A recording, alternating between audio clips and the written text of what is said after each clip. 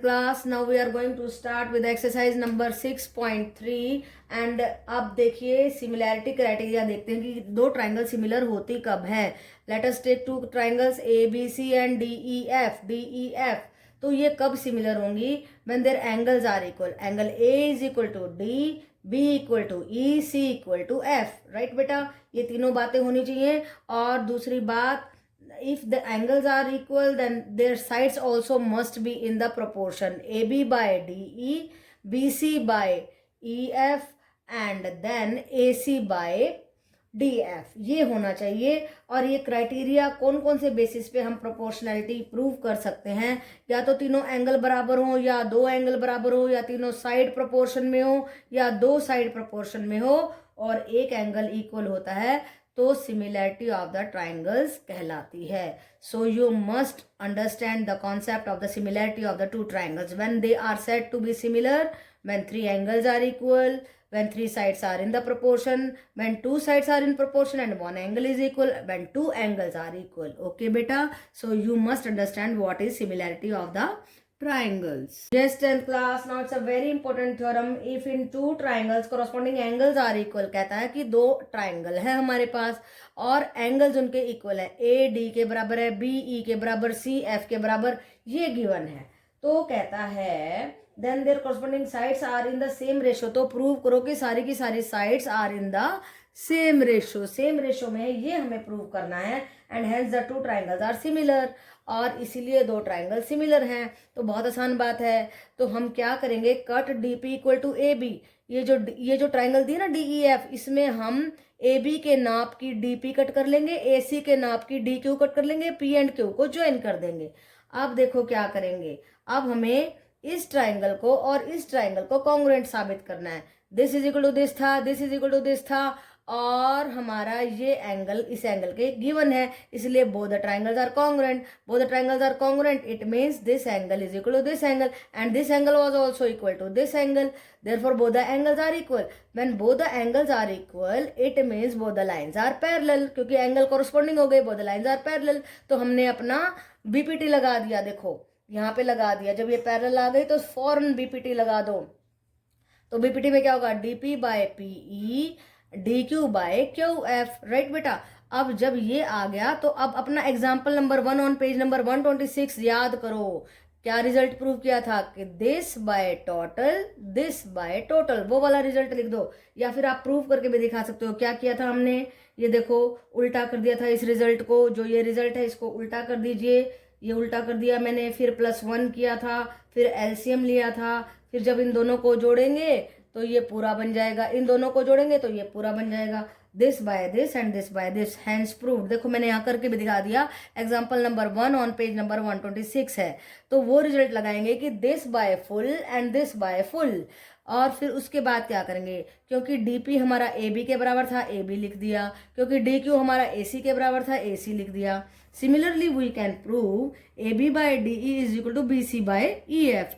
A B by D E, A B by D E is equal to B C by E F. अभी तो हमने ये किया था ना, A B by D E is equal to A C by D F किया था हमने यहाँ पे. Similarly we can write A B by D E is equal to B C by E F.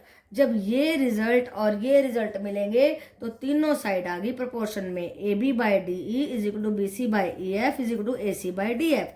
तो बहुत ही आसान थ्योरम है कि क्या करना है हमें. दो ट्राइंगल्स दी हैं, इसको इतना इतना कट करना है, इसको ज्वाइन करना है, इन दोनों ट्राइंगल्स को कॉन्ग्रुएंट प्रूव करना है. फिर बीपीटी लगानी है, this by this and this by this. फिर एक और रिजल्ट लगाना है कि ये छोटी हाइट बाय पूरी triangle, this DP by D E full and D Q by D F. ये एग्जाम्पल नंबर 1 में हम प्रूव कर चुके हैं, वो लगाना है. उसके बाद हमें क्या करना है, क्योंकि हमारा जो डीपी था वो ए बी के बराबर था, डी क्यू था ए सी के बराबर, इसलिए दोनों बराबर आ गए. Similarly we can prove A B by D E is equal to B C by E F.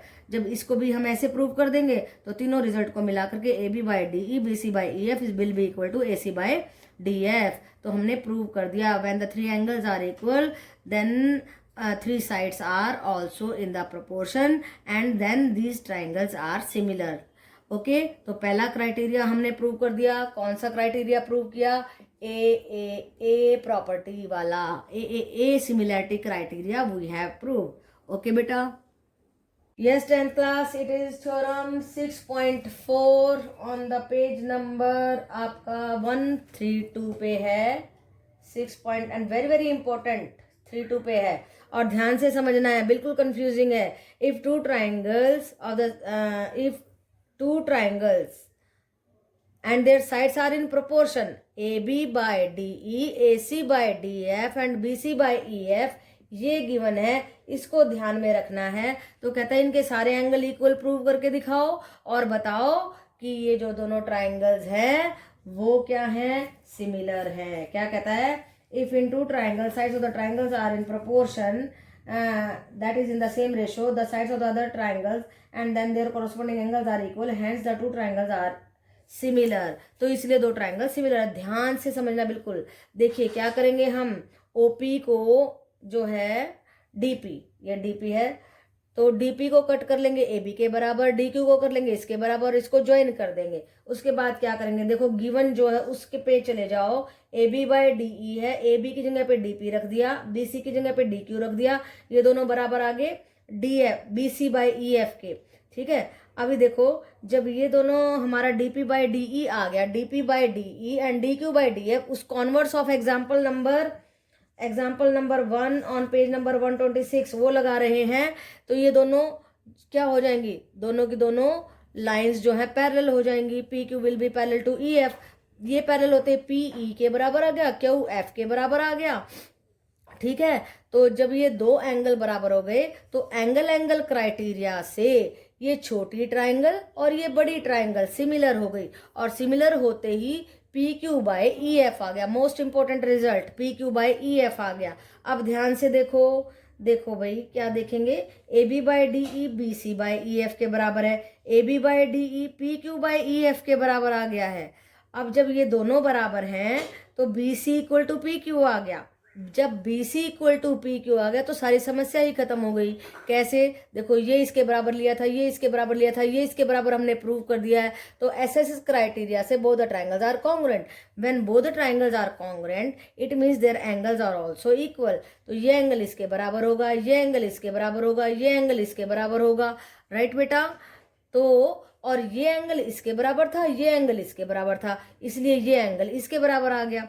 तो कैसे हुआ, क्या हुआ, एंगल A आया हमारा D के बराबर, एंगल B आया एंगल P के बराबर जो कि E के बराबर है, एंगल C आया एंगल F के बराबर जो कि एंगल C आया हमारा एंगल Q के बराबर जो कि F के बराबर है।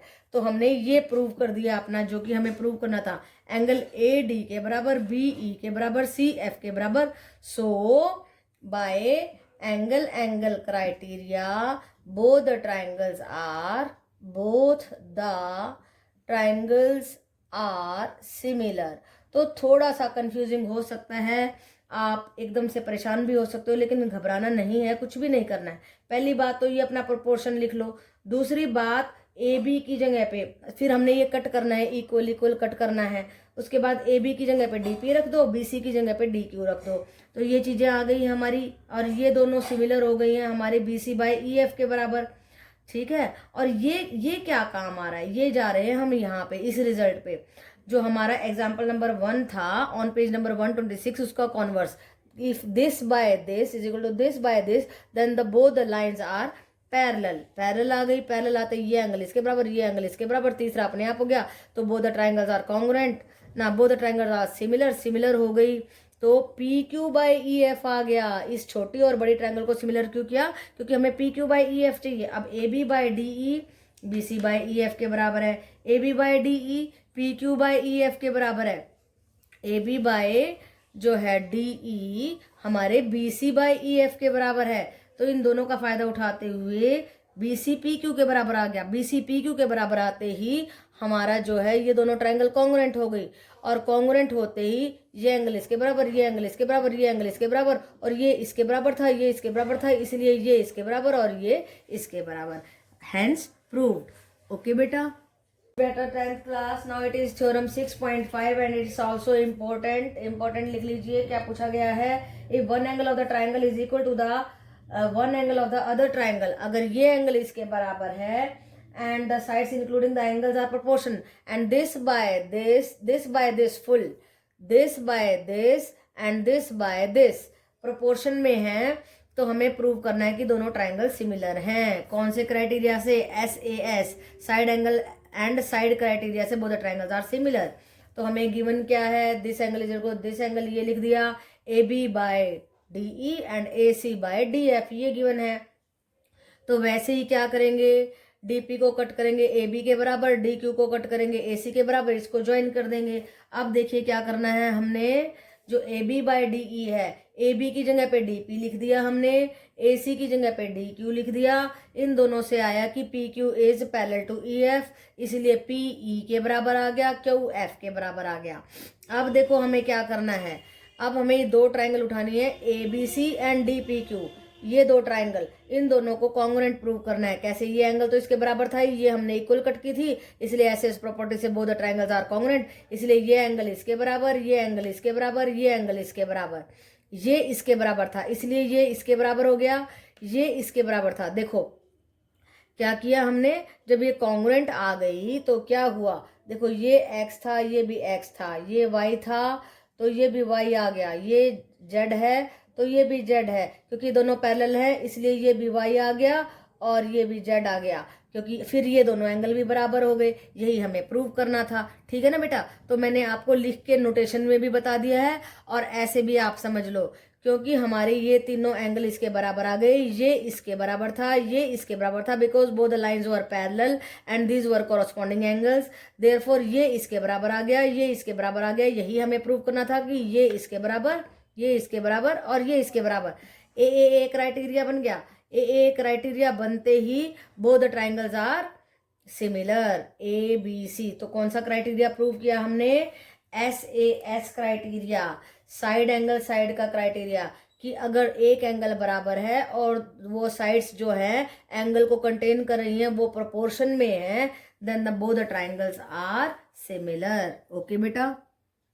यस बेटा, 10th क्लास देखो example number 4 on page number 135 of your book. और क्या पूछा गया है? कहता है PQ is parallel to RS, तो प्रूव करो कि both the triangles are similar. तो बहुत आसान है। क्या है? कैसे आसान है? देखो ये पैरेलल है, transversal, this angle is equal to this angle, this angle is equal to this angle, because they are alternate interior angles and this angle is equal to this angle because both the angles are vertically opposite angles। Okay बेटा, तो तीनों angle बराबर हो गए हैं, angle angle criteria से both the triangles are similar. Okay बेटा।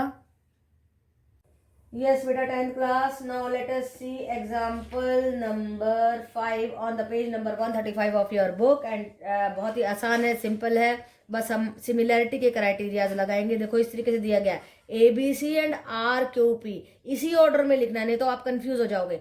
ABC RQP, अब देखो AB बाय RQ ऐसे लिख दो, AB by RQ, BC by QP, AC by RP। उन सब की प्रोपोर्शन सेम आ गई। जब आप ऐसे लिखोगे और उनको कट करके देखोगे तो 1/2 आ गया। When the sides are in proportion then the triangles are similar. तो सिमिलर होंगे तो उनके एंगल भी बराबर होंगे। अब एंगल ये इसके बराबर होगा, A जो है R के बराबर, B Q के बराबर, C P के बराबर। इन दोनों को जोड़ के जब इस एंगल को निकालेंगे तो 180 में से घटा करके तो 40 डिग्री का एंगल आ जाएगा, एंगल सम प्रॉपर्टी। ओके बेटा, ये तो बहुत 8th क्लास का काम है, आप कर सकते हैं। इन दोनों को जोड़ के 180 में से घटा दीजिए, C एंगल आ गया हमारा 40 डिग्री का। तो एंगल जो C होगा वही P होगा। कैसे हुआ? कंफ्यूज नहीं होना है। देखो जो एंगल A है वही R है, जो B है वही Q है, जो एंगल C है वही P है। तो ऑर्डर को ध्यान से लिखना बहुत जरूरी है, क्योंकि आपकी बुक में थोड़ा सा ऑर्डर जो है अलग कर दिया है, इस कारण से आप कंफ्यूज हो सकते हैं। लेकिन आपको कंफ्यूज नहीं होना है, आपको यही ऑर्डर रखना है RQP वाला, तभी आप रेशो भी ठीक लिख पाएंगे। AB by RQ, BC by QP, AC by RP। Okay बेटा।